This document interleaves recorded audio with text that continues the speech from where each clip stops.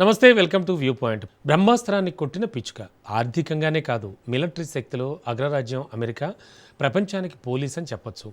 ఎక్కడ అలజడి జరిగినా అక్కడికి వెళ్తూ ఉంటుంది. అమెరికా మిలిటరీ బడ్జెట్ కొన్ని దేశాల బడ్జెట్ కన్నా ఎక్కువగానే ఉంటుంది.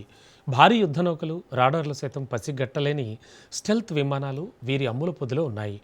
అమెరికా వద్ద ఉన్న F-35 యుద్ధ విమానం శత్రువుల రాడార్లకు చిక్కదు. దీంతో శత్రు దేశాల గగన తలాలపై స్వేచ్ఛగా విహరించి దాడులు చేయగలవు.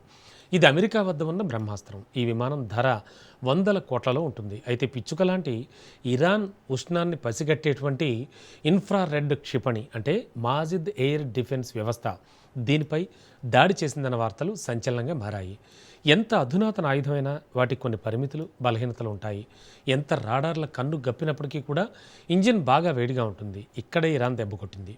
ఆకాశంలో వస్తున్న విమాన ఇంజిన్ ఉష్ణోగ్రతలను గుర్తించింది. వెంటనే ఎయిర్ డిఫెన్స్ వ్యవస్థతో దాడి చేసింది. ఫలితం దెబ్బతిన్న విమానం కింద ఉన్న ఎయిర్ బేస్లో అత్యవసరంగా దిగాల్సి వచ్చింది.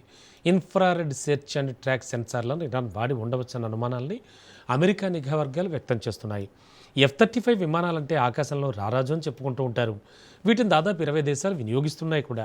ఖరీదైన విమానాల్లో 3 వేరియంట్స్ ఉంటాయి.